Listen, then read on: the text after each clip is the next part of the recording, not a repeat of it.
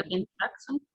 And hello, everyone. As Raffaele introduced, my name is Federica, and I'm the representative of Torre Mora.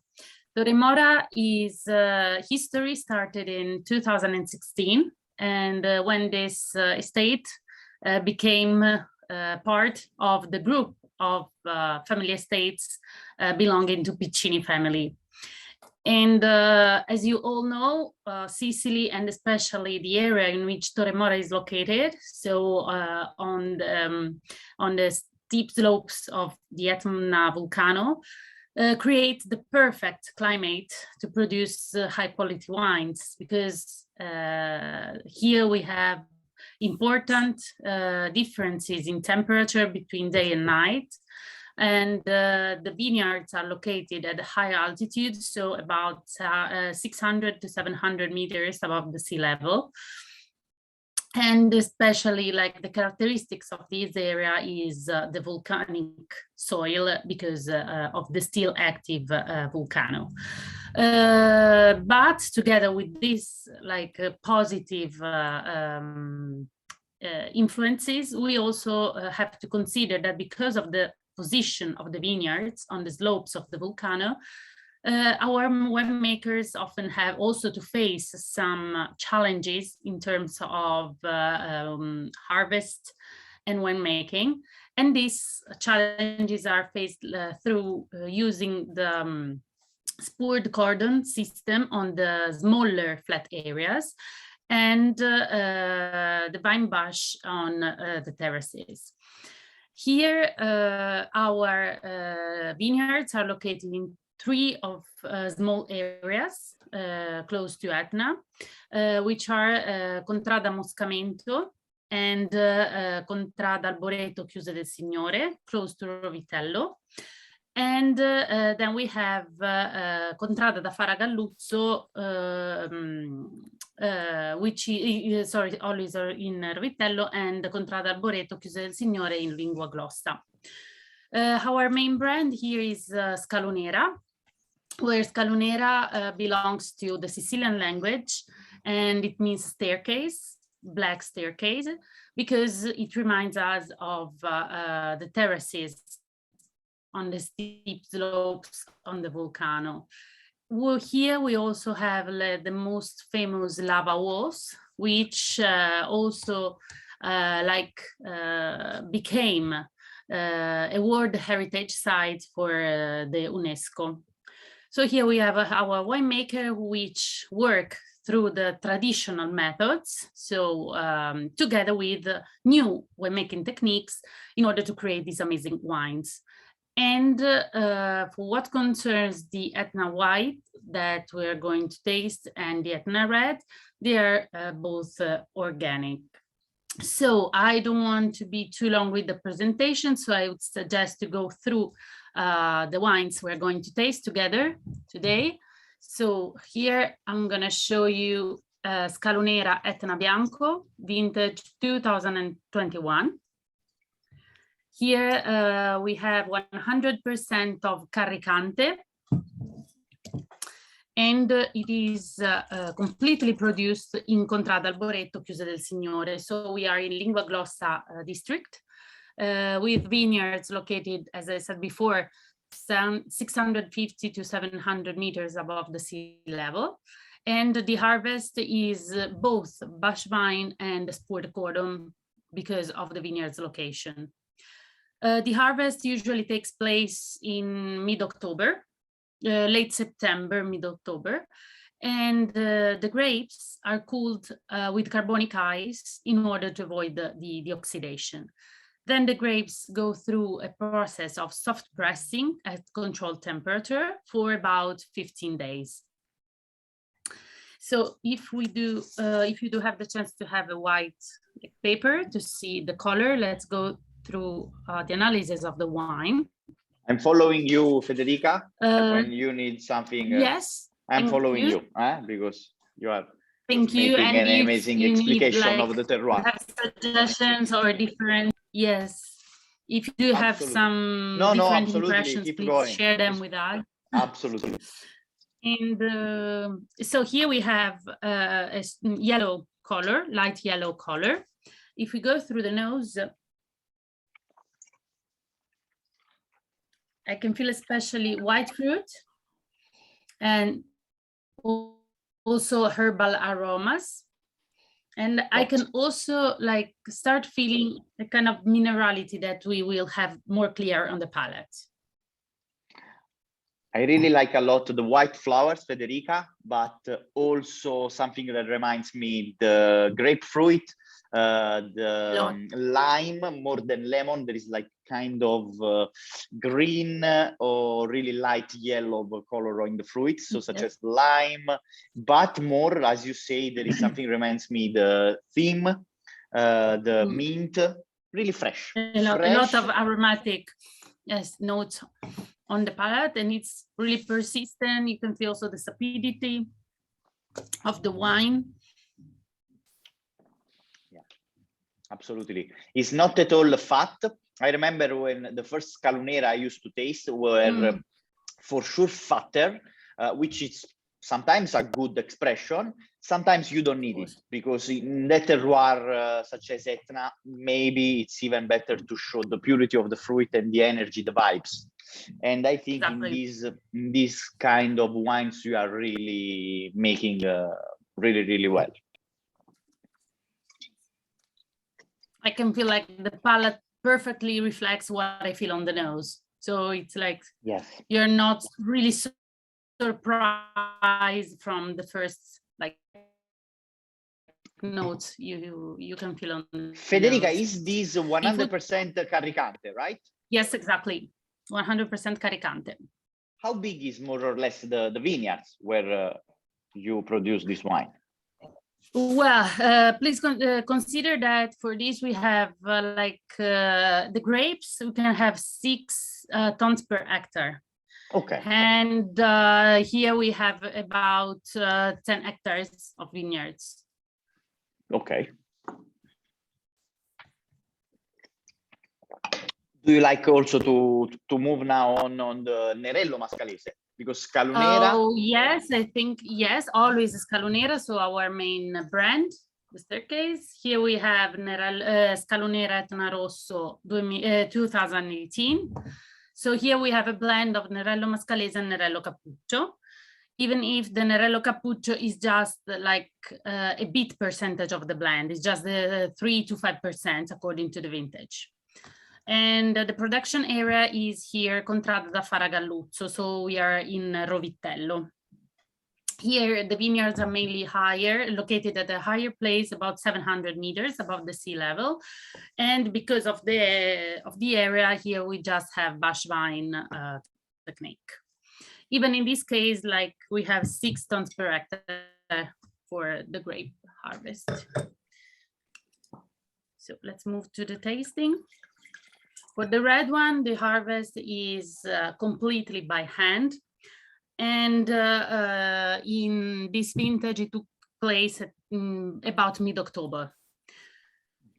Then we usually choose like a short period of maceration on the skin for about 14, 15 days. And then we go through the fermentation process at controlled temperature at about 25 to 28 degrees. Then the wine is aged, usually. Is aged in oak barrels and barrique for about 18 months for this vintage. So we had 80% of the blend in big oak barrels and 20% of the blend in barrique. And then the final blend is made to go to the bottle. So let's first see the color. So here we have an intense red color. And we have some ruby like notes, highlights on the nose. Especially I feel red fruit.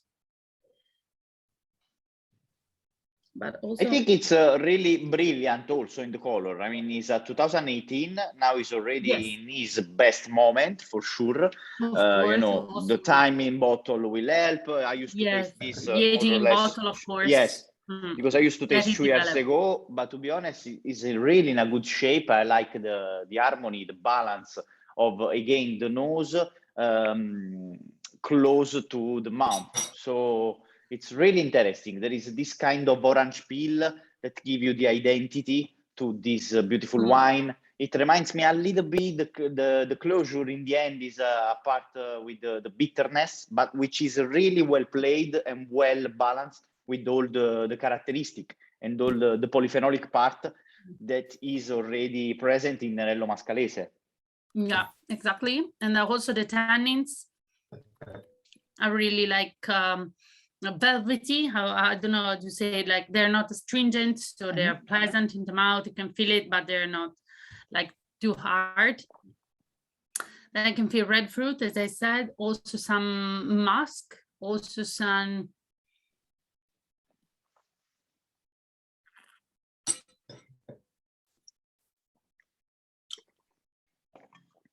really well done. I think it was one of the beautiful Nerello Mascalese we used to taste. The vineyards is really nice in Rovitello. I used to everyone work. will have the time to come and have a yes, to have the to opportunity to go there. down there, because there are so many Yes, places really beautiful, but the Etna is something that touch your soul. Federica, if there are questions from our professional, I will be happy to give it to you. Okay. They can type in the chat, so we are able also to go ahead in our virtual tasting. Perfect. Thank you very much for your exposition. Thank you all for attending. And of course, if you do have questions or anything you need, just please inform Raffaele so we can help you with the answers. Thank you. Thank you very much. Thank you very much for your time. See you soon. Bye. See Bye. you. Thank you very much. Great wines. Thank you. Thank you very much. So next producers is Geografico. Geografico, it was was the first cooperative in Chianti Classico area. We are talking of the years 1961, and in particular way we were in the commune of Castellina, Gaiole, and Radda, which actually is the really heart of Chianti Classico. Today is connected with us Giacomo Panicacci, that will tell us much more about Geografico and their project. Hi everyone, thank you Raffaele for the presentation. So my name is Giacomo, I'm representing the Geografico estate. As Raffaele mentioned, Geografico was a cooperative, was the first cooperative of Chianti Classico, and was founded actually in 1961 by 17 wine growers of the area. The full name of the estate actually was Agricoltori del Chianti Geografico, which translates something like wine grower of the Chianti geographical area. The name stretches a little bit the aim of this estate. Back then it was there was quite an economical crisis in the area, and so many people were leaving the countryside and they were selling the vineyards in the area. And that is why 17 wine growers decided to join forces to share their machinery, to share their know-how, to share the buildings, and to found these cooperative. Over the years, of course, the project was very successful, and they grow, and they founded a second estate actually in the San Gimignano area, producing Vernaccia and Chianti Colli Senesi. And then they ended up a little bit in a financial struggle. In 2015, the Piccini family, a well-known wine producing family of Tuscany, which has been producing wines for now 5 generations, decided to invest to invest with new tools, with new human resources, to bring the know-how in terms of marketing and sales and distribution channels. And this is how we are here today with Geografico, presenting new wines, renovating, of course, quality, thanks to a new wine director, Alessandro Barabesi, to the support of the consultant winemaker, Riccardo Cotarella, a well-known worldwide consultant winemaker. And but they're sharing, I mean, the same ideas. So there's still the same philosophy and approach. We are still having the same relationship with the community of local wine growers that bring grapes, and we sharing with the winemaking team is sharing their know-how with them. And this way, the estate has been able to produce both everyday wines with Chianti, Vernaccia, and IGT, Tuscan IGT, but also some very premium wine and labels, such as the two wines we are going to taste today. I want to keep it brief because the time is it's not very much. So start with the first wine.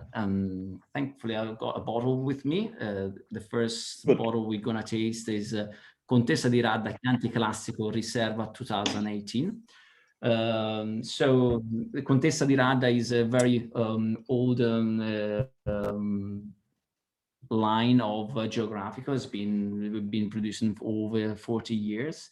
Contessa di Radda, the name refers actually to a real character. The Countess of Radda was actually was called Willa, was in the 10th centuries, was a person that created the first monastery in Florence, Benedictine monastery, and gave to the monastery the land of Chianti, in particular the village of Radda that was owning.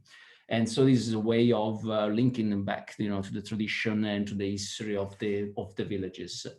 This Chianti Classico Riserva, of course, so just 2 words about the vintage. 2018, both of the wines we're going to taste today are 2018 vintage. Was a relatively cool, let's say, years. Especially it was during the year we registered some relatively higher rainy season in the spring, both spring and during summer, that brought a little bit of extra effort in managing the canopy of and canopy management of the vineyards.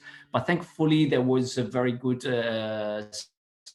sunny weather in September and October, and that is very important because the vineyards of the Geografico wine growers stays a very high, quite a high altitude. They are settling something between 300 meters and 500 meters above sea level, so it's very important to get full ripeness of the wines.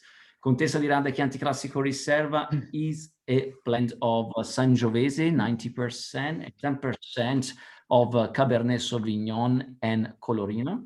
The wines are vinified separately. They harvest, of course, they're coming not from one. It's not a single vineyard. They're coming from vineyards located in Castellina, Gaiole, and Radda in Chianti, and so they vinified in several lots and kept separate. Then the wines is the aged part in a big oak barrel, and by big oak barrel I mean 20 and 50 hectoliters oak barrel, and a part, about 50%, a part of it goes into barrique, first, second, and third use barrique. Okay. Mostly, Giacomo, for the Cabernet Sauvignon or even for Sangiovese? Even for the Sangiovese, is for the Contessa di Radda, we definitely can reach a very good ripeness and intensity, and so that is why we decide to go even with Sangiovese, part of Sangiovese in barrique. Of course, with the Cabernet Sauvignon can stand the new oak in terms of barrique, while the Sangiovese we tend to go with the second, third use only. Sure. So the color, I mean, as you can see, the color is ruby, but it's a very deep ruby. Dependence color for the vintage. Yeah, more of what we were expecting, because deep and darker, or for the vintage even more, because you don't think too much to the 2018 vintage can make this kind of a really deep color. Exactly. I think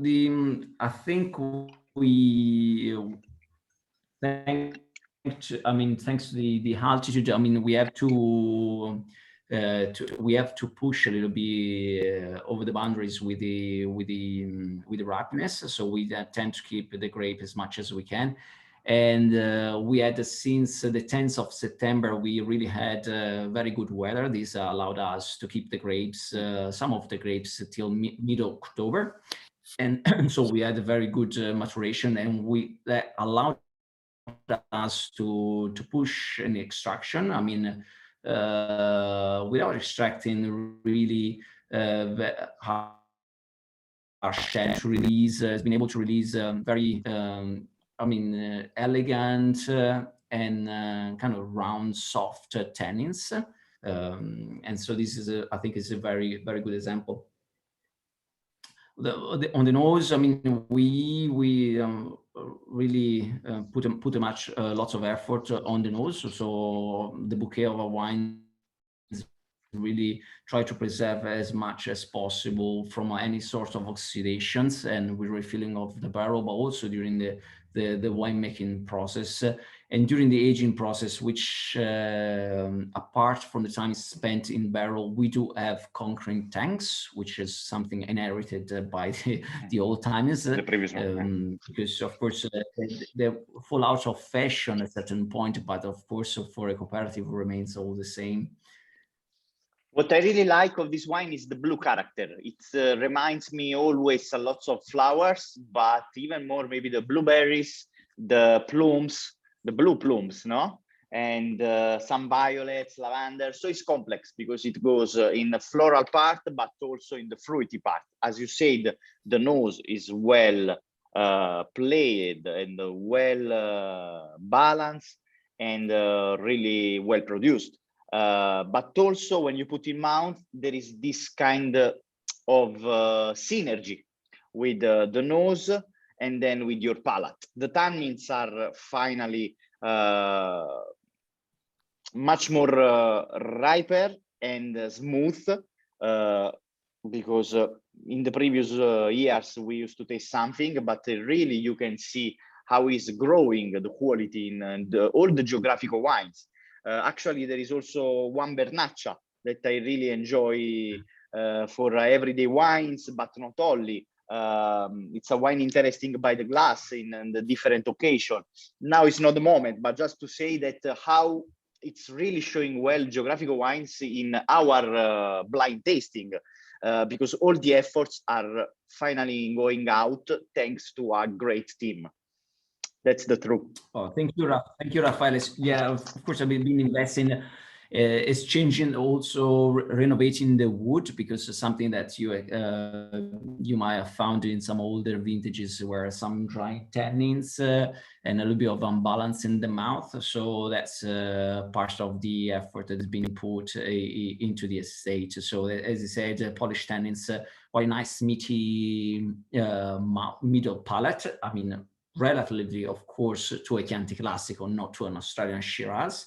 But then at the end, you've got this freshness, this acidity that reminds you of high altitude vineyards, which we're talking. Of course, we are not as high as the Etna, as Federica was explaining before me, but of course, relatively to Chianti Classico, very high altitude and continental climate, so you can perceive these freshness in the mouth. So next. Okay. Yes, Giacomo, please. Let's taste together La Pevera.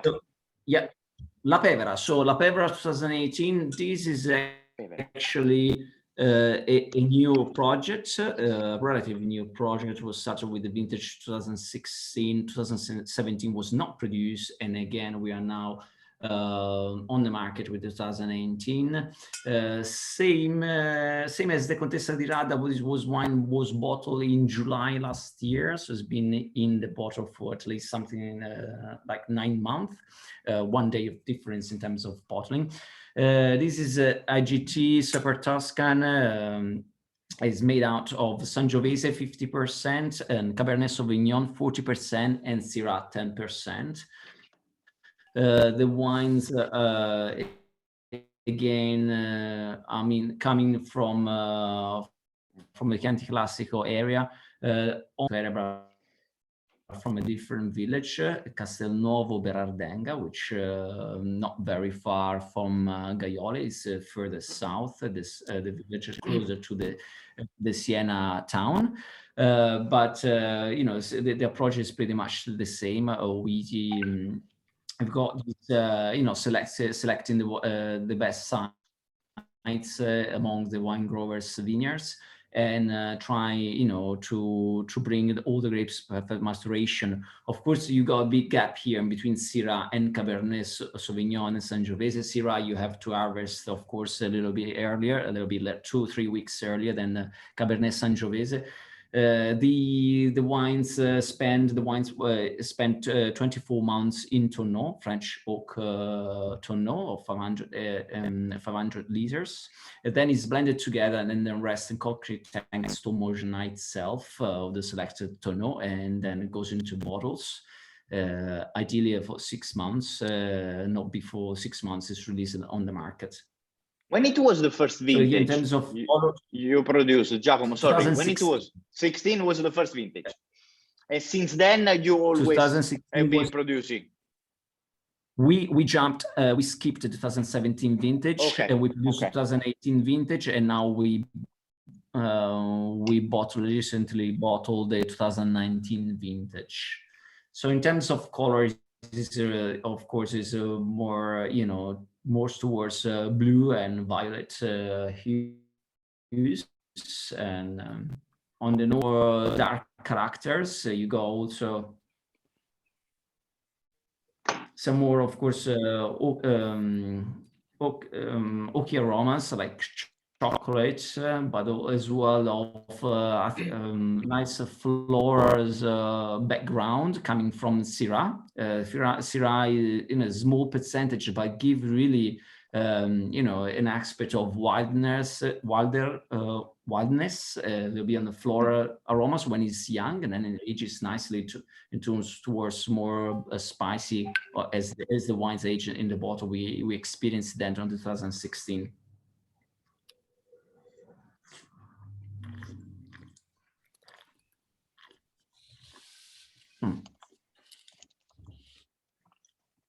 In the mouthfeel, I would say it's a full body. Then of course it's all based on the benchmark on what you guys are used to drink, but it's very multi-layered, very dense wines. Even though you go in the final, you still have this freshness and this very lively finish and very long persistent. I found it very, very young, even after 9 months. It's not young that is aggressive in the mouth, despite the density of the wines, but it's young in terms of fruit expression. So I can see very important aging potential on this bottle. I'm pretty sure Giacomo is already focused, but here there is a great potential. You can still make even better, but not because the quality is not high, but because I am understanding how much potential there is in the wine. It's really hard to manage the blending so different in the grape variety. So the Sangiovese Cabernet Sauvignon was already a blend who used to work in the previous years. With a touch of Syrah, when you have the good characteristic, can be even more interesting. And I'm pretty sure you are doing in the winery. There is this kind of experimentation, and that's the idea: to be never stopped, but to try to make something new. Absolutely. Every year we test. We do several tests, and then every now and then something good comes out, because of course there are skills, there is research, but also, you know, a little bit of luck, good luck is always needed. Yeah. And then we'll see, we'll find the good project and we bring them forward. Just a little, and the last things, just really fast, Giacomo, because we are really La Pevra means the meaning of the name that was probably supposed to be at the beginning. La Pevra is a local slang for an old oak funnel used to fill up the barrels, and that's something we found in the original estate of the Geografico, and so that's why we use this name and to bring it to connect with the origin of these Geografico project. Geografico. Thank you very much. And I hope you appreciated the wines and the tasting, and of course you connect with Raffaele for any question. Thank you, grazie Giacomo. Thank you very much. So let's move on and let's make a good jump, because from Sicily and then Tuscany, we are going to taste some wines from Piedmont. Of course, in Piedmont, it's well known the area for the Barolo. And today we are going to taste two really beautiful Barolo with Paolo Gagliardo. Paolo, hello. welcome. Hi, everybody. Hi, how are you? Oh, great. Today is a good day. Yeah. Good. Nice to see you here, and thank you very much for your time. Today we are presenting your wines, in particular way Barolo del Comune di La Morra 2018 and Fossati 2018. Do you want to introduce us a little bit the history of the family? If you agree, in 2-3 minutes, and then we can be focused on the wines. No, sure, definitely.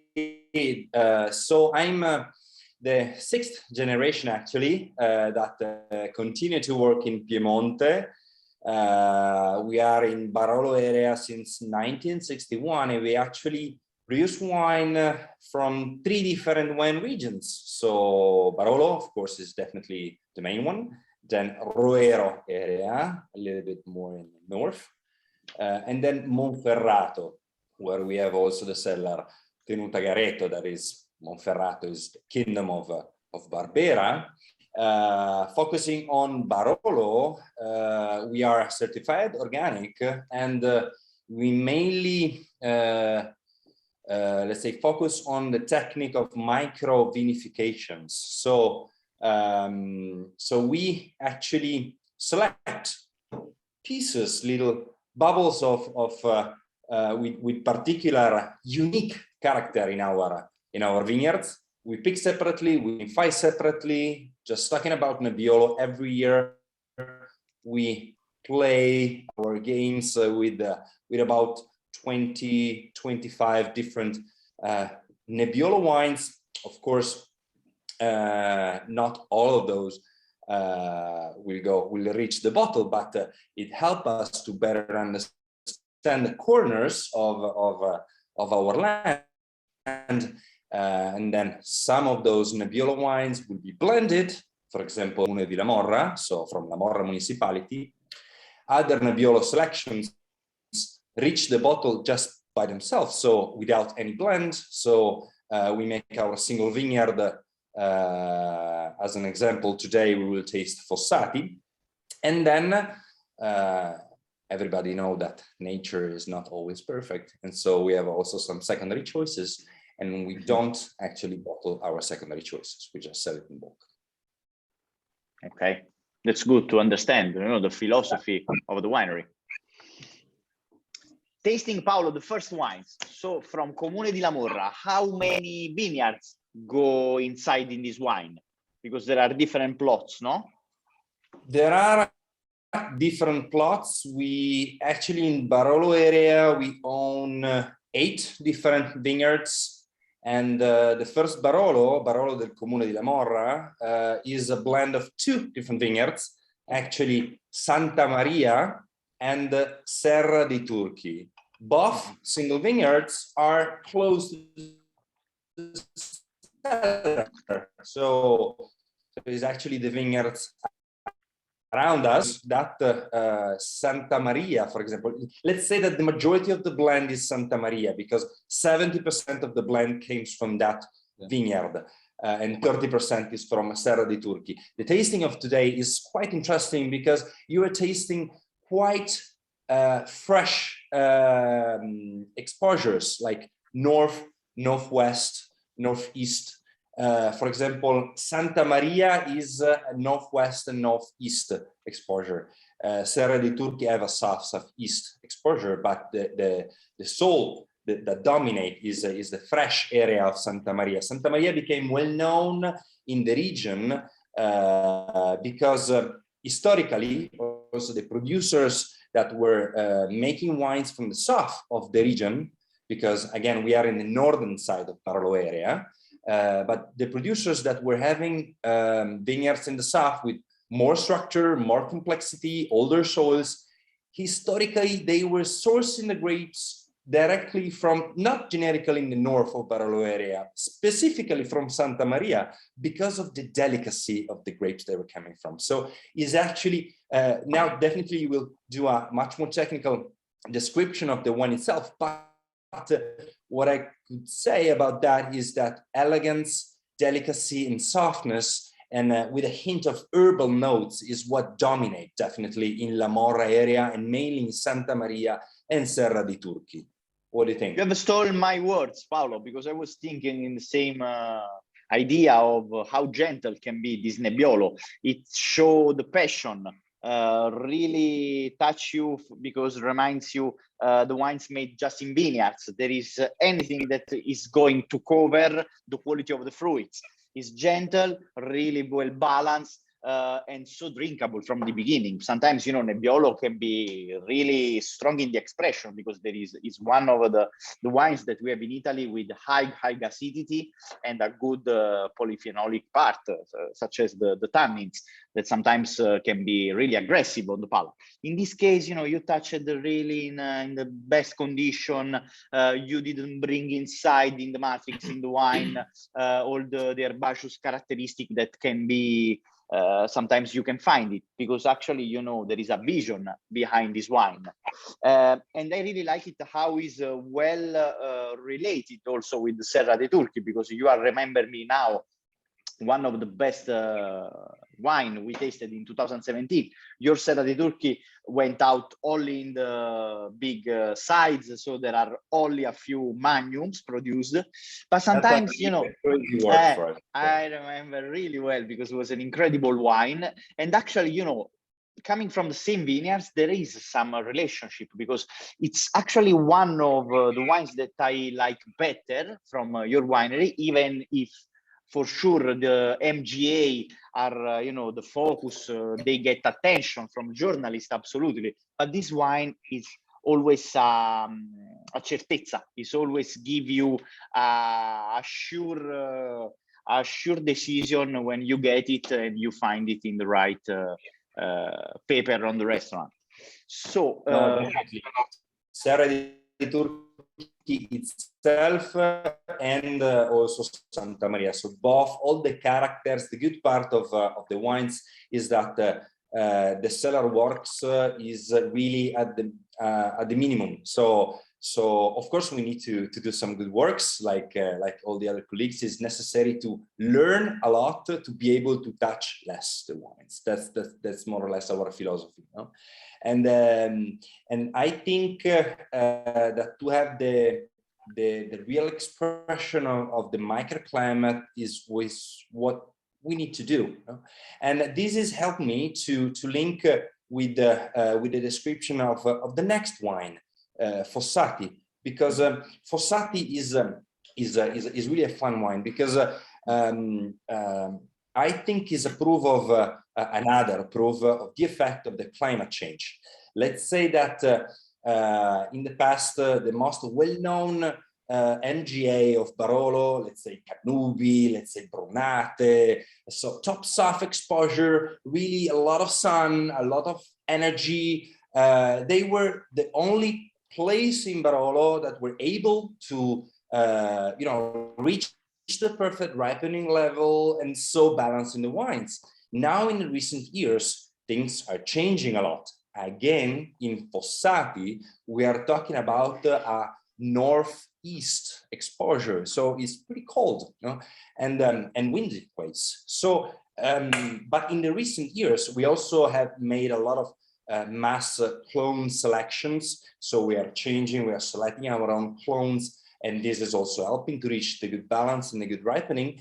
But in the recent years, vineyards with, let's say, different exposures. So not only southeast, southwest exposure were giving perfect balance. In Barolo, things are changing. Some vintages, if you have with hot vintages, if you have like a north exposure, that's really better because you can reach still a really nice elegance without overpower, over-ripened, and for example, you like you feel in this Fossati, you have these minty notes, your tense and energy, but without fat. I think this is the most interesting thing to talk about Fossati Cru single vineyard. And it's also pretty high. We are 380 meters on the sea level, is the highest we have. So both together is creating freshness. Thank you very much, Paolo. Everything is true. See, yes, Christian. I want to ask a question about the change of the climate. How's affect there the wine there in La Morra? Because with the change, like now in Montalcino too, is like at the very elevation, much more higher. It's really good right now. So how's the impact there in La Morra? Sorry, Christian, nice to meet you. Sorry. My pleasure, Christian. No, so we need to learn year after year how to give our personal interpretation of the vintage, how to understand, how to protect the vines from the climate, the heating that is growing. So the main work, let's say 98% of the work to control the climate change is the work in the vineyards, because you know very well, once you pick, the main work is done. So you need to start from a grape that is well on balance. So working with the leaves, so managing the shadows, and also working with the herbs within the rows, and to manage also the water,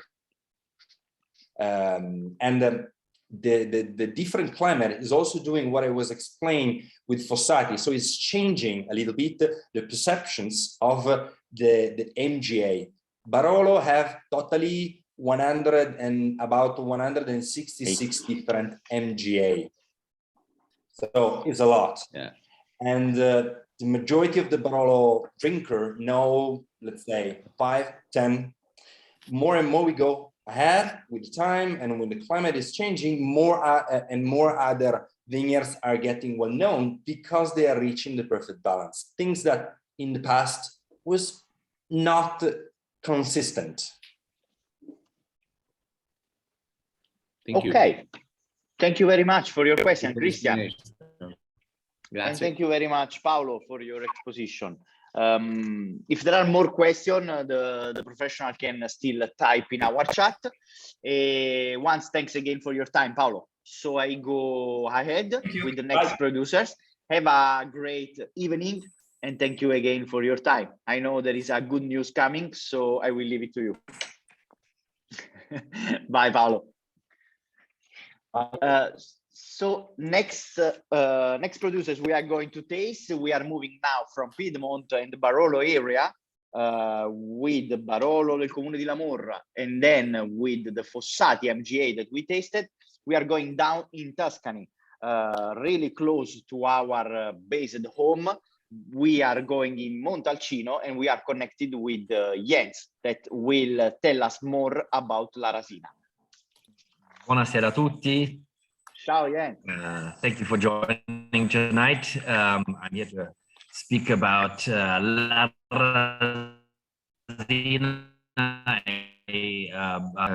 eastern side of Montalcino, what we call the morning side of Montalcino, because the early rising morning sun, those hillsides of and makes sure that this late ripening variety Sangiovese grows in September still in dry conditions, ensuring a very healthy condition in our vineyards.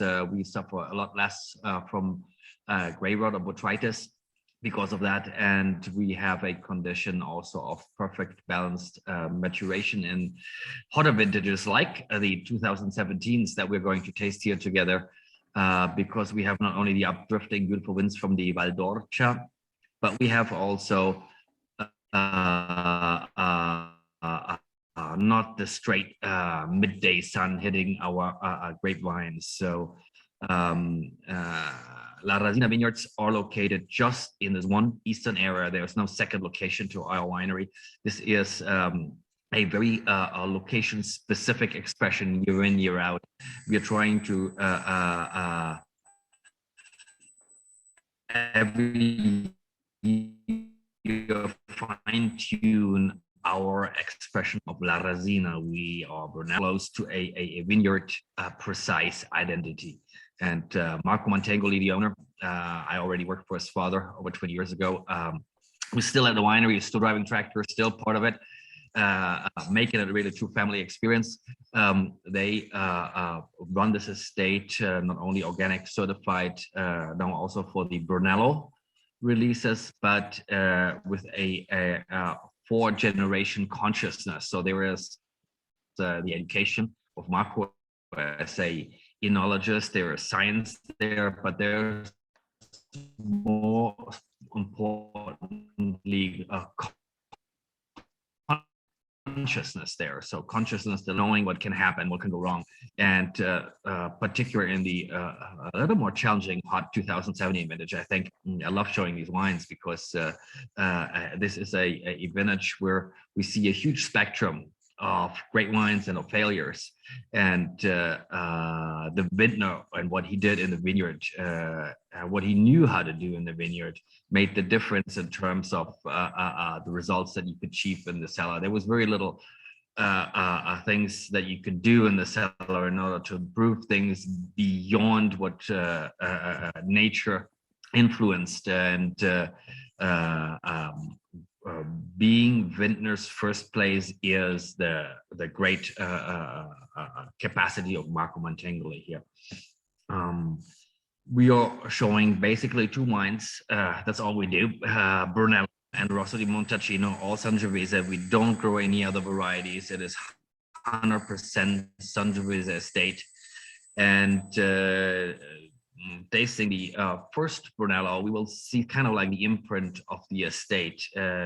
These are not wines that come along with a huge emphasis on weight, on posture and power, but these are wines that want very knowingly being more on the elegant side. And we see Sangiovese is not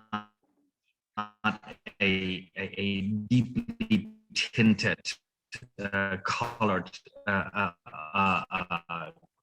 variety.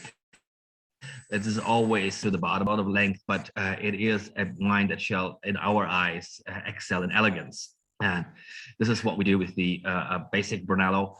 We're doing about 30,000 bottles of this per year. The estate has grown from initially under the father's tenure, from 3.5 hectares now to 14 hectares. More than half of that are enrolled into Brunello production. And the vinification is neither traditional, is neither modernist. We don't like to be thrown into one of those classics descriptions. We do see a lot of benefit in the early stages of coming from an important vineyard, exposing wine to a lot of oxygen. Oxygen in our eyes is a stabilizer of the wine, and uses autolysis, liquefies all those good solid parts that we extract as lees from the wine. That can happen best in small wooden vessels, and then we go in a second stage into the classic Montalcino cask. So it is a 1-2 step process where we deny participation in any of the discourse of modernist or traditionalist. Bottle aging has become very important for us because we want to emphasize on the factor time. We're coming out of a 15 years where commerce was pushing wines forward, and everybody needed to be ready out of the gate, and we were making wines that were trying to be pleasureful early.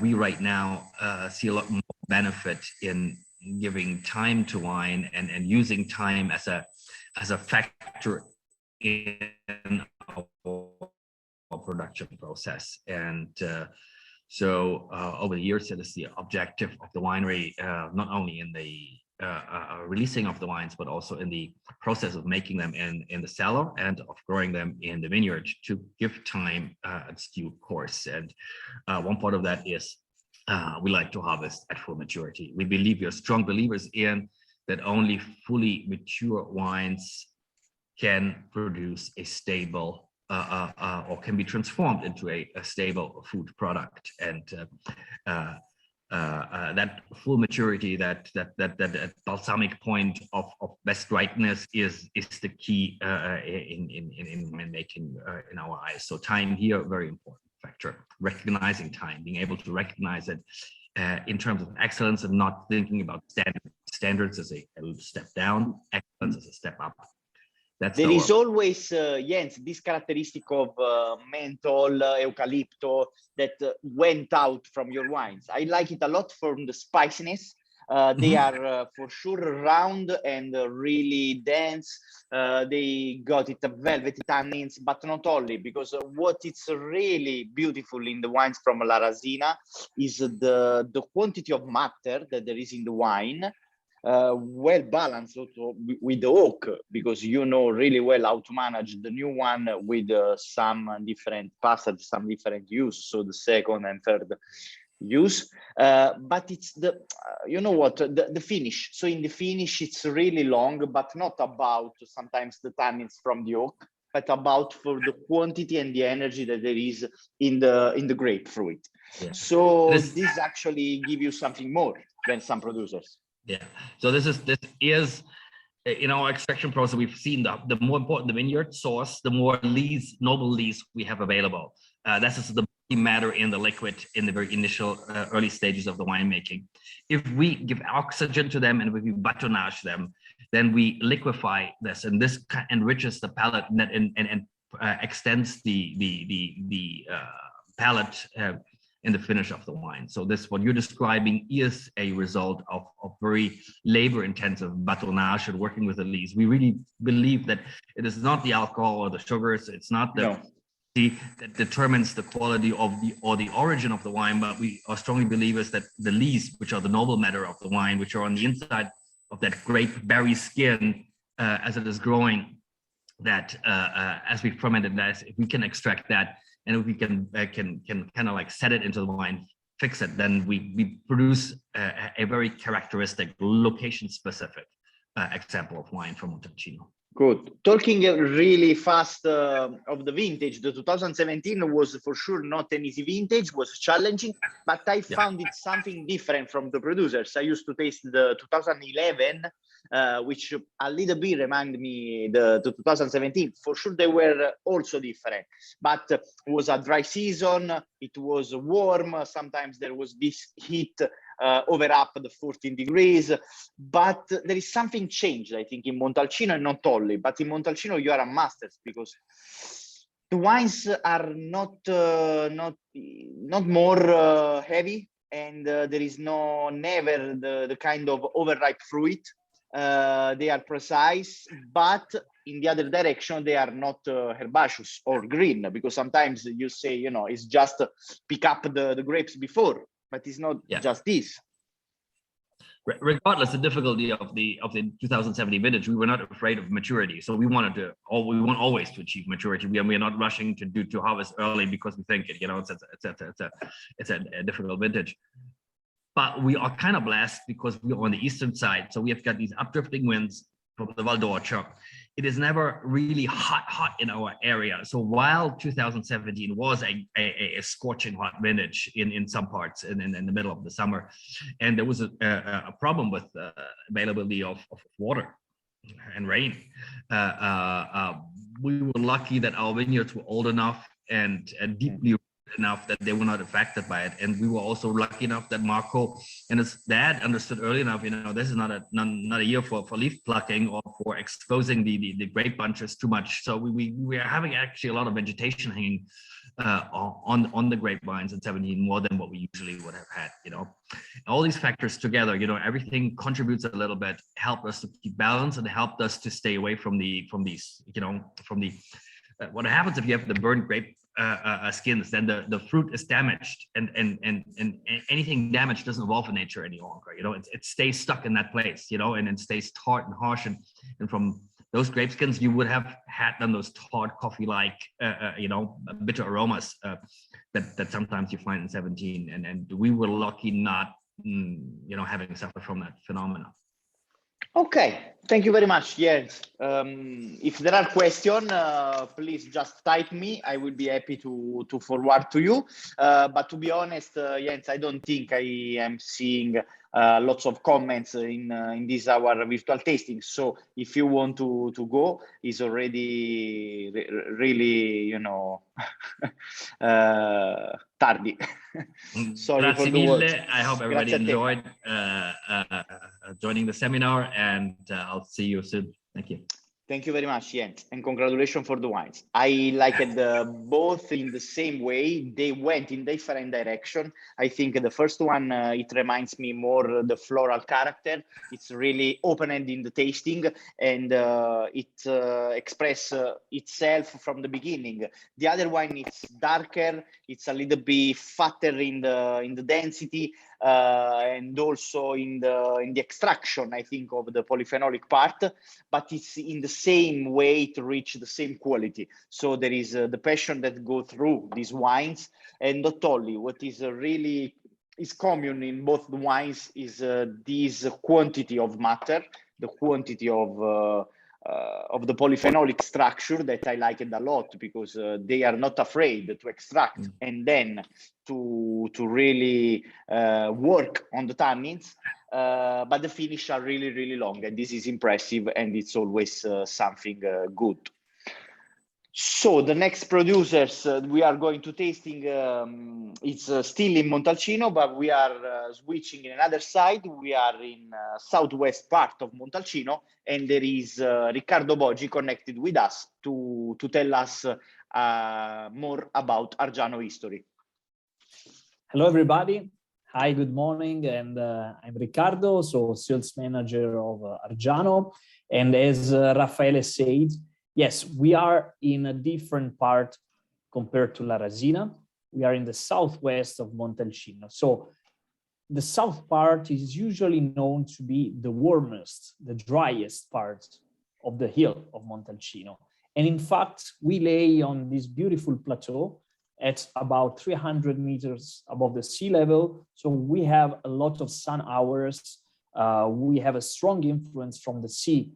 So we always have these gentle winds from the west part, from the sea, that allow us to have grape that ripe very well, but at the same time, we don't have too much humidity. We have usually warmer temperatures in the growing season compared to the north side. And of course, this can be a good or a bad thing. It depends by the vintage.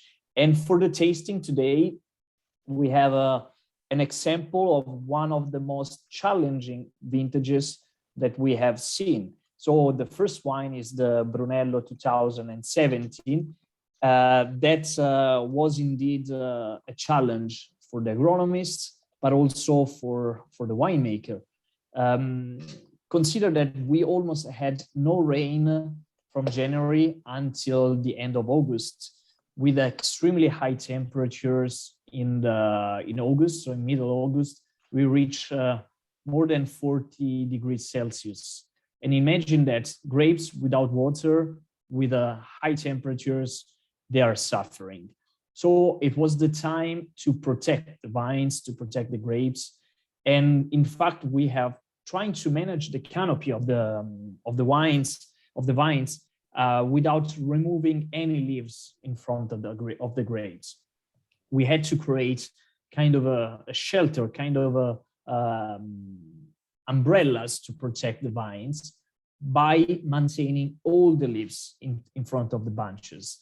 We also use a kaolino, which is a kind of a clay that we have mixed with water and we spread in the vineyards. And this creates really a layer of this white and extremely thin clay on the leaves, on the plants, that helps to protect the transpiration of the water and also reflected the sunlight. And this was a way to control that. But also the production was down by about 35%. And the vines that were able to produce fruits good enough to make wine, to make Brunello, were the oldest vines with very deep roots in the soils, and also soils with a high percentage of clay. Clay it can be a beautiful soil because it can keep a little bit of water. Then fortunately, at the end of August, we had a heavy rain in one night. So the agronomist was able to sleep again and to smile again after challenging months in the summertime. And we have been able to do the harvest earlier than expected at the beginning of September. We selected a lot the grapes, and we had one goal. The goal was to have grapes and wines that did not show an overripe fruits, a jammy flavor and profile. We always want to make wines that are elegant.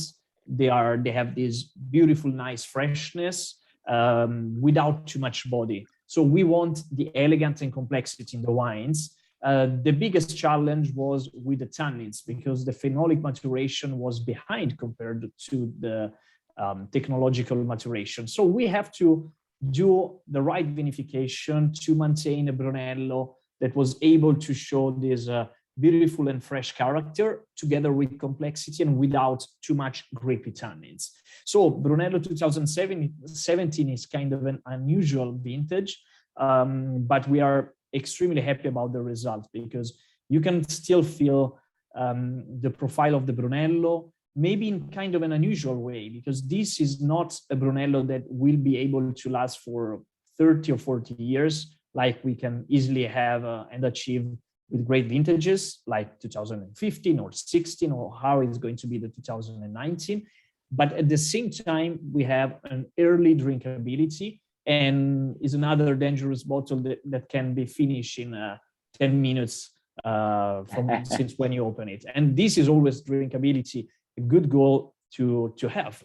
Then in Argiano, we have this beautiful villa that comes from the 16th century. And this is a beautiful and romantic place. And everything happens around this villa, where we have the offices, the cellars, the underground aging cellar. We are going to open also a private art gallery with Renaissance art. It's not completed yet, but this is just news for whoever wants to come and visit us in the next weeks. And also in this villa is where we have tried to be provocative in the 90s. And that is when Giacomo Takis, one of the most famous winemakers from Italy, he arrives to Argiano, and he proposed us to be provocative, to do something that nobody was doing. And that's why we came out by planting Cabernet Sauvignon, Petit Verdot, Merlot, and other wineries. They say, "Oh, you're crazy. What are you doing? Montalcino is Sangiovese and only Sangiovese and maybe a little bit of Moscadello."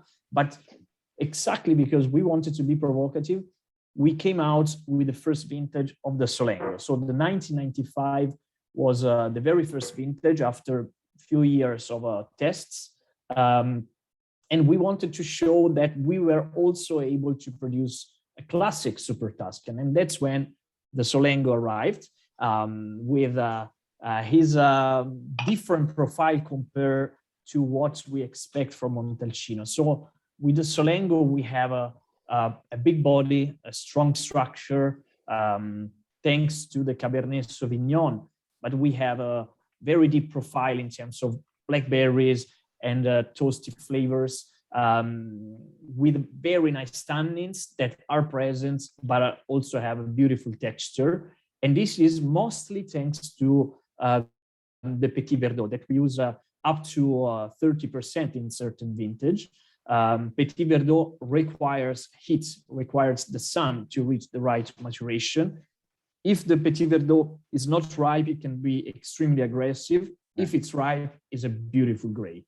Then beside Cabernet Sauvignon and Petit Verdot, we have the Merlot. Also, this varietal can change the percentage based on the weather condition of the vintage, but it helps to refine the wine and to give the elegant profile. And also we have a little bit of Sangiovese that is the final touch that helps to complete the wine. So the Solengo, it's also aged in used barrique, in new and second passage barriques, because these varietals require the small barrel. They require more oxidative aging, while the Brunello is only aged in the Botti, the classic big oak Slavonian and French oak barrels.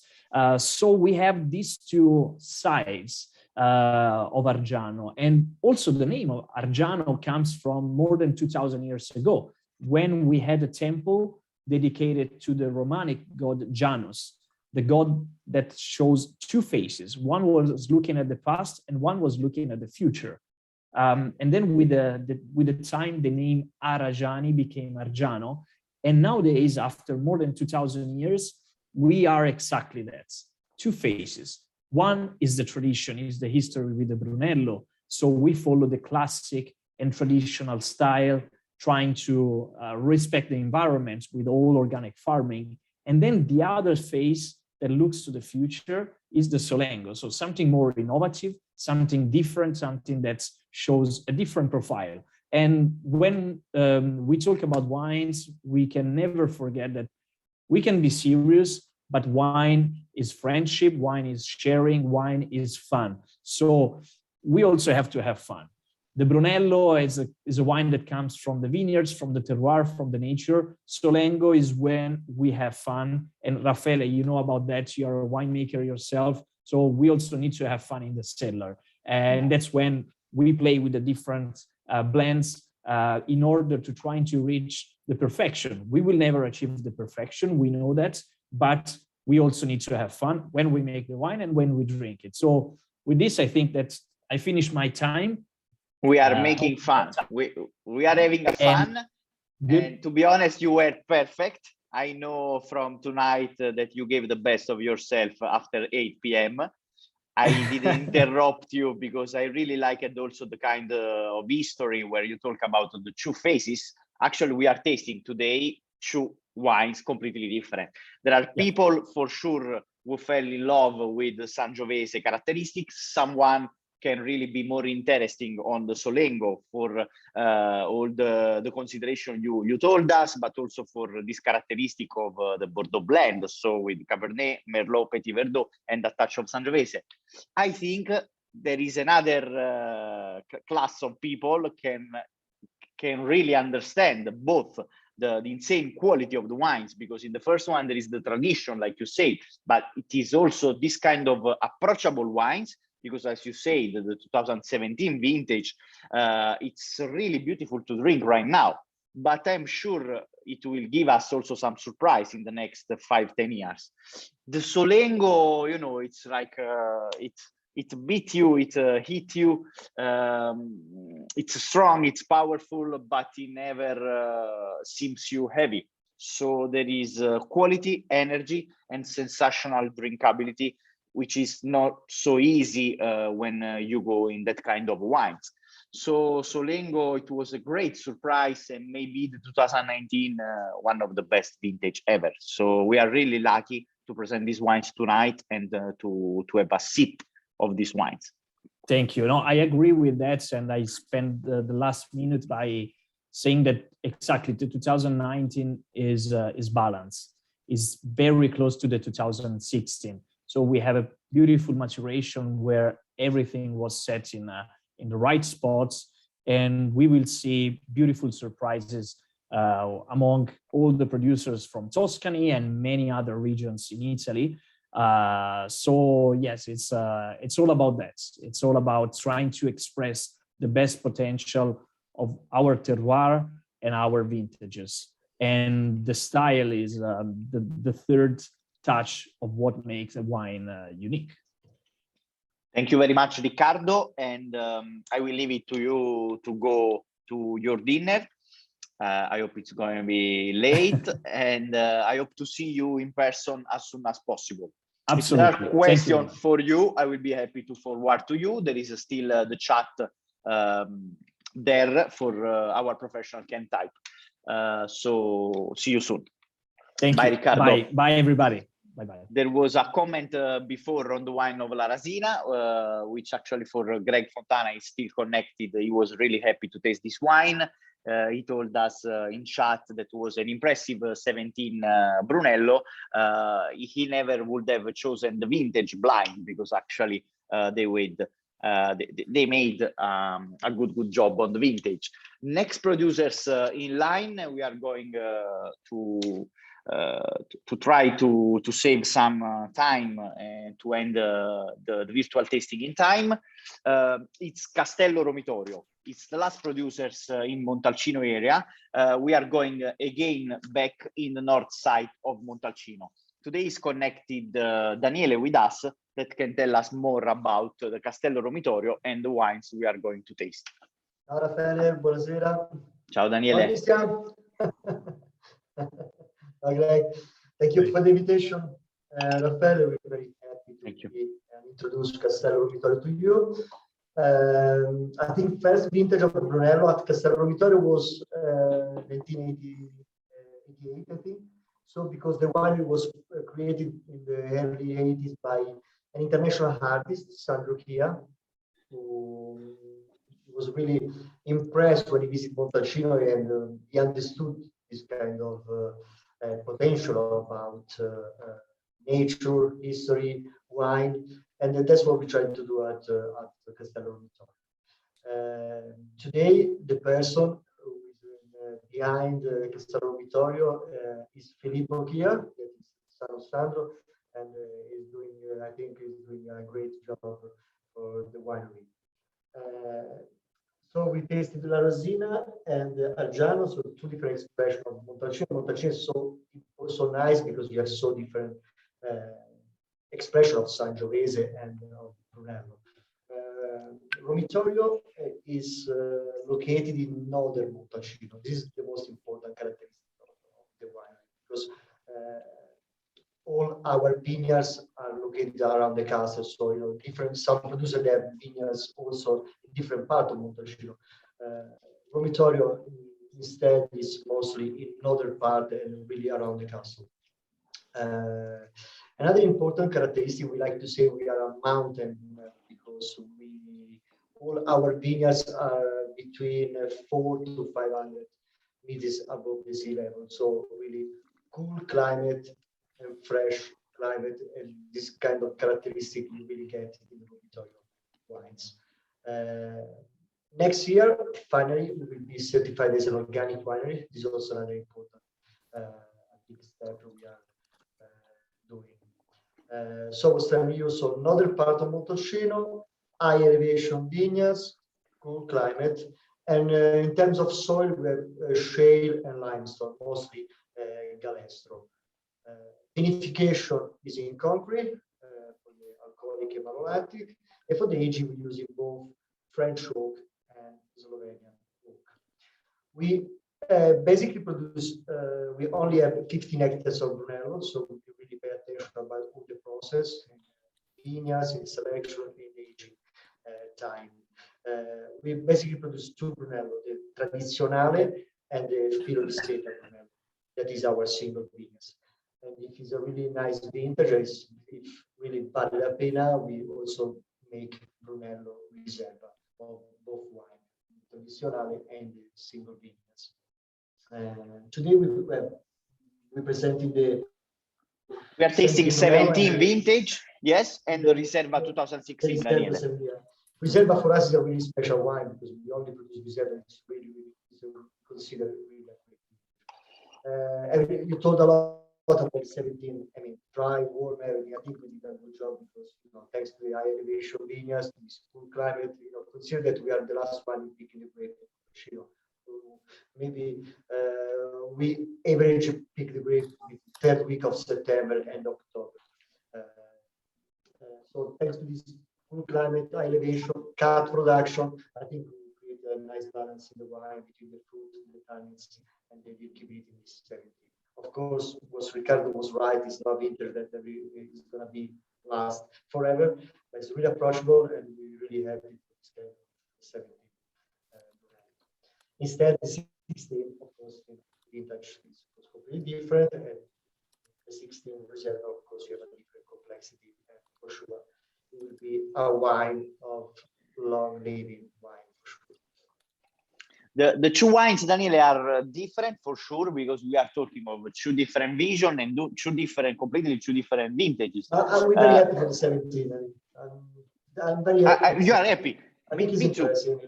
Not just us, for the vintage, I agree with Ricardo. A vintage that, you know, people. Me too. I cannot remember, but I think it was among the best 6-7 Brunello di Montalcino in 17 vintage. You made an incredible job. I mean, because there is the vibe in these wines, but not vibration. Sometimes vibration, I like it too, but it's not so well understood from a lot of people, even among the professional. For vibration, I mean, you know, when there is a touch of herbaceous characteristic, or sometimes there are some tannins, they are not perfectly smooth. In this case, you didn't have at all this problem. I really like it because it's approachable and dynamic wine. So you want to come back on the glass, and it keep changing on the glass. So it's not actually so easy. It's a nice drinkability. It's very important for a vintage. Like, you know, when you're talking about like average vintage in Montalcino, I like the drinkability of the wine. Yeah. And actually, the 16 Reserva, you know, I have closed both the glasses. The 16 Reserva is actually, according to me, not a perfect nose, but I like it. It's something that I don't know if you can allow me the comparison. No, you can allow me the comparison with a beautiful woman. The beautiful because woman. I know that you like the 15 vintage. No, absolutely. I love it. You're 16 too. In this case, there is this touch touch of classic nose. I mean, for the Reserva.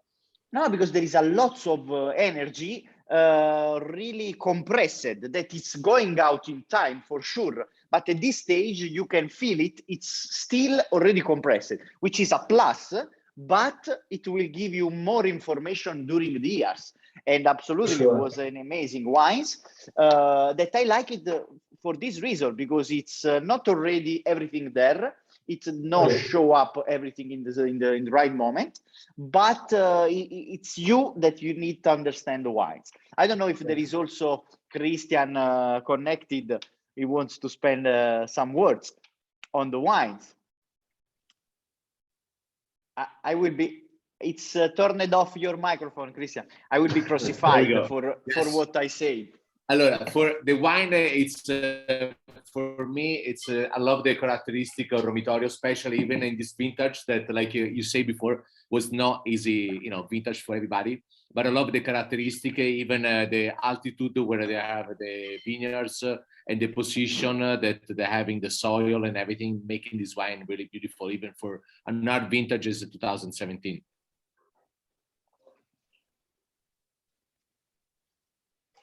Just a words, Christian, on what do you think on these three vintages altogether? Just 2 words, no? 15, 16, and 17, before to have the possibility to taste 18, 19, and 20 in the next years. So for me, like 2015 was better, like in a lower elevation of Montalcino, but 2016 really got the best of on the high altitude. I think the weather was the best time for those kind of wine is Castello Romitorio, you know, all the part of the high elevation of Montalcino really create the best of what they can really make in the art over there. And 2017 respect a little bit for me, another great vintage for really for winery that they are on the high elevation altitude. I think with this, we were talking before when I give you the question to the guys from Piedmont about the this change of the climate make it, I think, a winery that now are 500 meters sea level altitude up, that make it really enjoyable more the wine over there too. When before was much more harder to make it. So for me, they make an amazing job, Castello Romitorio. Christian, thank you very much for your words, and for sure to Daniele for his time and to tell us more about Castello Romitorio. I hope all of us can go to visit them really soon as possible. I will, if Daniele will be happy, because it was really an amazing experience and taste with you guys, with you, Daniele, and with Filippo. It was really important for me. Thank you very much for being here. Thank you. Thank you, Christian. Thank you, Raffaele. Thank you. Thank you, Daniele. See you soon. Next producers is Podere Sapaio. I really need to excuse with Greta because so often Nice Greta. So often is happening that Greta went in the end of our virtual tasting, but this is because when we used to taste Bulgari area, it's always in the end of my idea of grow with the wines during the tasting. So we start with sometimes with Sangiovese, and then we move on going up with the Bordeaux blend. Next time, for sure, I will try to move something. Thank you very much for being here, Greta, and for wait your moment. So the tasting of Podere Sapaio today shows 2 labels. Can you please tell us more about Podere Sapaio? Sure. So hello everybody. So don't be sorry, Raffaele. I'm happy to hear all the other wines and taste the wine. Having been on the camera, I've been here the whole time. Okay. So. Thank you. So just briefly about Podere Sapaio. So it's still Tuscany, but right on the coast. So a completely different kind of soil and climate compared to the inner country. Yeah, and compared to Montalcino, for example. So we got the sea really close. So the most important thing is the light we have in Bulgari and the breeze from the sea that can dry up vines and makes the vine breath.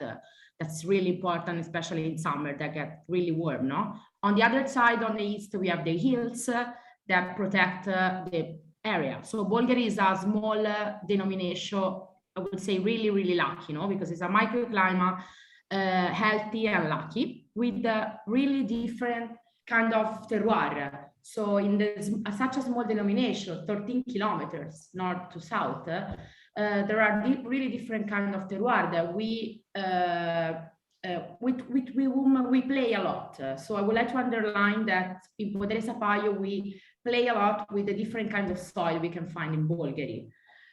So the vinification of both our wines, so as you told, we just produce 2 wines, so Volpolo and Sapaio, is every year done separately. So all the different grapes we've got, so the Cabernet Sauvignon, the Cabernet Franc, the Merlot, the Petit Verdot, are vinified and aged separately in order to express every year the best quality of the grapes in that kind of vintage, no? So this is the aspect I would like to underline the most about Podere Sapaio. Then both our wines are blended, and the Volpolo is the Bulgari DOC based on Cabernet Sauvignon, and every year blended with Merlot and Petit Verdot. Sapaio is studied let's say the flagship wine, and it's a lower production compared to Volpolo, still based on Cabernet Sauvignon, but as I told you before, we do a strict selection for Sapaio, especially for the Cabernet Sauvignon. So every year, 14 months after the aging, usually in December, the year after the harvest, we taste all the different parcels we got, the sample. We are around 33, 35 parcels every year. The best Cabernet Sauvignon we choose for Sapaio, and then we blend with Cap Franc and Petit Verdot.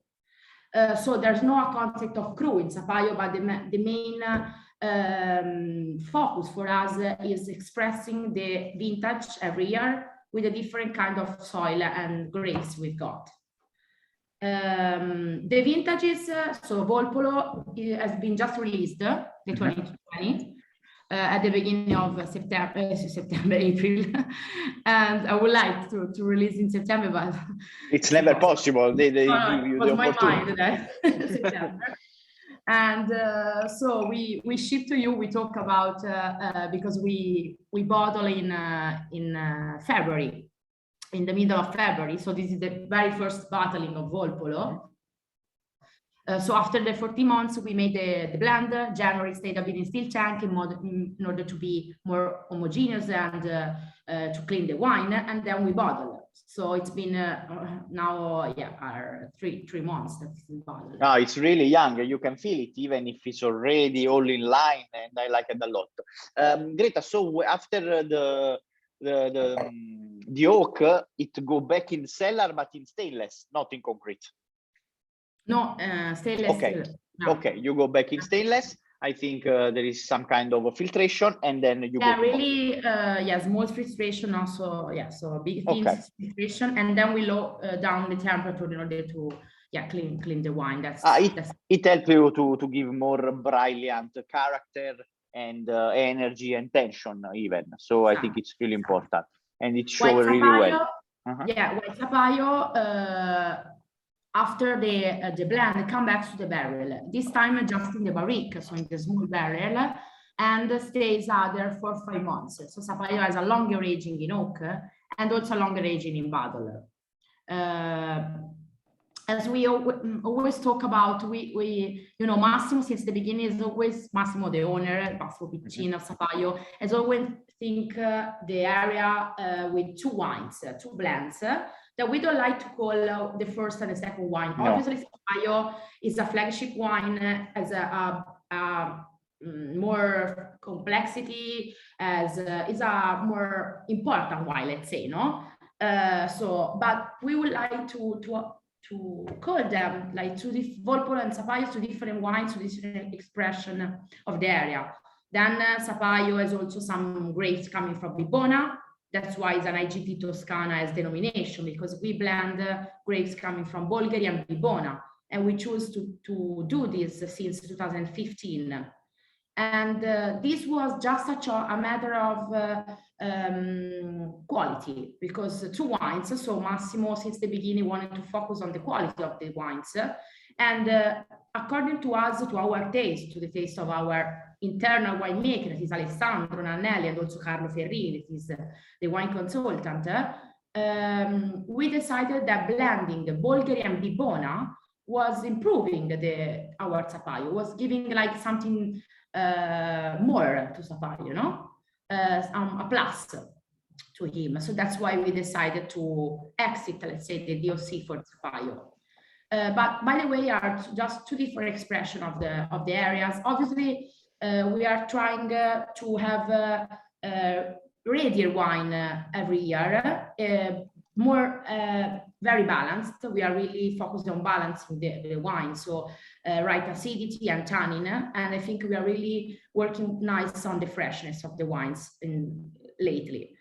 And but at the end, Volpolo obviously is more, it's fresher, more, let's say, everyday wine in a way. It is a I will not use properly that kind of description, but I like it a lot what you say, that there is no big brother in this project. I think they are actually different wines, because it happened that they go out on the market with different vintage, and it happened not only once, that I really like it a lot, the Volpolo, because also the characteristic that it has, it shows really well from the beginning. When you go higher with the percentage of Petit Verdot, it's a little bit harder to manage, but for sure there is more quantity of matter, and there is more energy that you need to play, and you really need to give a balance. But we like it. So spending 2 words, Greta, before to leave and to go, about the vintage. So we are presenting now the 2020 vintage for Volpolo, which actually I think was the only wine so young, even more for this characteristic of wine. So what can you tell us about the 2020 vintage? What do you expect? Do you think will be our wines that can have the same importance of the 2019? So 2019 we think was the best vintage ever. I'm talking about Volpolo because Sapaio hasn't been released yet, so we can talk about Sapaio 19 later. And but about Volpolo, about quality and quantity, was the best vintage ever. We got everything balanced. Was a really amazing vintage for us. 2020, unfortunately, has been a bit more difficult to manage. Especially during spring, because there was this uncommon heat in March, and then after a few days we got frost and hail. You know, I would say we were also lucky because many wineries also in Bulgaria lost a lot, probably 70–80% of production. We still lost a bit, like 30–35%, you know. So regarding the quantity, unfortunately, it's very limited in 2020. The quality at the end, we are happy because we got to reach a balance also in Volpolo 2020. There is a nice structure and an elegance too. Obviously, comparing with the 19, there was really perfect vintage is difficult, no? But and another thing that I think is nice about the 2020, I think, is the radius Volpolo ever, because really we bottle in February, and usually when we release Volpolo after 4 or 5 months in bottle, at the beginning it's very young, no? And after some months it starts to settle up. The 2020 obviously is young again, but it's been less months that is in bottle, and I think. Yeah, the reaction to the bottle after just 2 months was really nice. So about the readiness, I think is probably the readiest Volpolo we produced actually. And yeah, the quantity unfortunately is very limited this vintage. Yeah. Thank you, Greta. Sapaio, the 18. I think they were most the same, let's say, in a way that we have small quantity. At the end, after some work, both in 2020 and 18, we got a nice quality. So it was the same concept, let's say, for different reasons. The 18 was a bit more difficult because it was really humid, so hot, but a bit of rain too. So it was difficult to manage it because of the disease. So in order to manage, you know, the fungal insects, you know, damp and hot situation are difficult to balance. But in the 18, we have a really nice fruit. It's a fruit bomb, the 18 actually. Also, the Volpolo 18 was quite fruity and it's soft and yeah, it's big wine, no? The 2018, I think. Greta, last question from my side. What we will see when we will see the Sapaio 2019 on the market? So I think we have to see. I don't know. So, I would say at the end of the year, probably maybe can be already like really after summer, so October, or really at the end of the year. 2022. What? 2022. No, we were talking about. It's the end of the year. Or you didn't say the year. It's a surprise. It's a surprise for everyone. I will be really happy to taste it maybe in winery. So we need to go back again in Bulgaria, and we need to spend some time also to taste the beautiful line of Volpolo, like you say. Yeah. So let's hope to meet us soon. Christian, do you have any question for Greta? There is still connected also Greg, but he never made a question. Just type in chat. Greg wants to actually join is supposed to give a question because he's the biggest supporter of Volpolo in Los Angeles. If you are happy to join us and make some. Well, you know, first of all, I want to start by saying, Raffaele, for a guy from Campania, I'm impressed by your affection from wines from the north. So thank you very much. I guess James had some effect on you, and also Christian. Well, I'll say I'd love to say something. This has been, first of all, this has been great, well organized, and I was afraid to step in because I know we had a cadence, and Raffaele, you're on your game. So thank you for that. Greta, we have a small restaurant in Hollywood called L'Antica Pizzeria da Michele, and I gotta say, I walked out last night, I saw about 7 bottles of Volpolo on tables. So it's very popular. never understood why people had pizza and drank beer. You have wheat, you have yeast, and you have yeast. Pizza goes with wine. That's my feeling and my affection. But it's there's no question that the Vopolo is a perfect pizza wine. Maybe I hope that doesn't offend your sensibilities in Bulgari, but for great pizza that is absolutely traditional Naples style, Vopolo seems to be one of our absolute favorites for the local Southern California crowd. So congratulations and keep it up.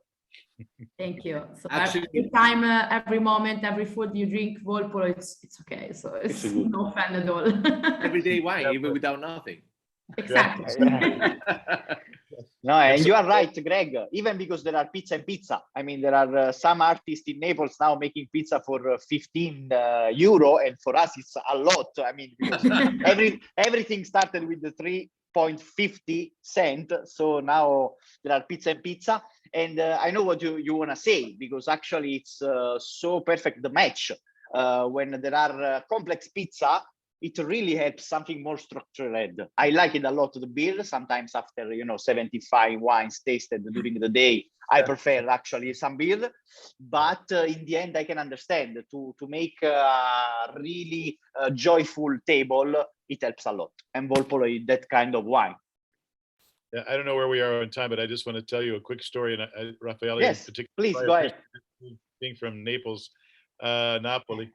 So when we opened the restaurant, we were the first L'Antica Pizzeria in US, actually the first one outside of Italy. And my 3 other partners all grew up in Naples, in Napoli Centro. I mean, absolute, in town.